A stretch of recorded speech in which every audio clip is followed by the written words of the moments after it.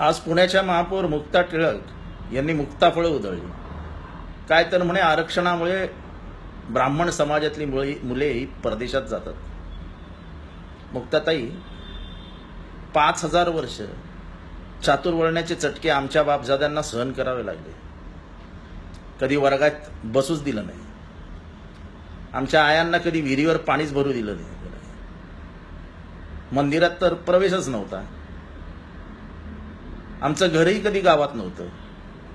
गाव कुसा बाहेर राहून स्वतःचं विश्व निर्माण करण्याची ताकद आणि क्षमता असलेला समाज संघर्ष करत करत इथपर्यंत पोहोचला.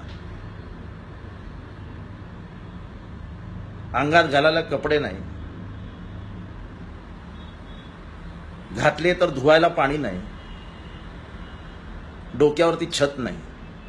अशा परिस्थितीत असलेला समाज आज पुढे सरकतोय. आणि 5,000 वर्ष तुमच्यासारख्यांना सगळं मिळालं. सुख, समृद्धी, ऐश्वर्य, सगळं सगळं समाजामध्ये सुख म्हणून जे काय असतं ते सगळं तुमच्या पायाखाली लोळण येत होतं.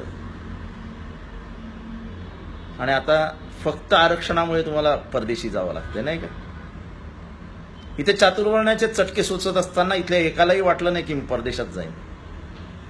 कोलंबिया युनिव्हर्सिटीमध्ये शिकत असलेले आणि आजपर्यंत ज्यांची गणना कोलंबिया युनिव्हर्सिटीमध्ये सर्वात हुशार विद्यार्थी म्हणून केली जाते, त्या डॉक्टर बाबासाहेब आंबेडकरांनाही वाटलं नाही की मी हा देश सोडून जावा. किंबहुना मी या देशात परत येईन आणि माझ्या समाजाला दिशा देईन, हेच विचार त्यांच्या मनात होते. एवढंच नाही हो मुक्ताताई, तुम्ही महापौर जे आहात ना महिला म्हणून, ते महिला आरक्षण हे संविधानाने दिलंय तुम्हाला. आणि या संविधानाची निर्मिती त्या डॉक्टर बाबासाहेब आंबेडकरांनी केली आहे, ज्या भीमराव रामजी आंबेडकरांना लोकांनी वर्गातही बसू दिलं नव्हतं.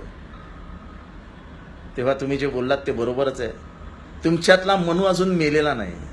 तुमच्या रक्तात तो अजूनही जिवंत आहे. त्याचे जीवाणू जिवंत आहेत, ज्याला इंग्रजीमध्ये जीन्स म्हणतात, जीन्स.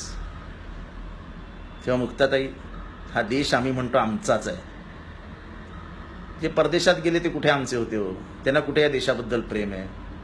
आणि ज्याचं प्रेम असतो तो आपल्या आईला कधीच सोडत नाही. उगाच का भारताला आम्ही आमची मातृभूमी म्हणतो? तेव्हा मुक्ताताई, ज्या संविधानाने तुम्हाला दिला आहे त्याचा तर आदर राखा.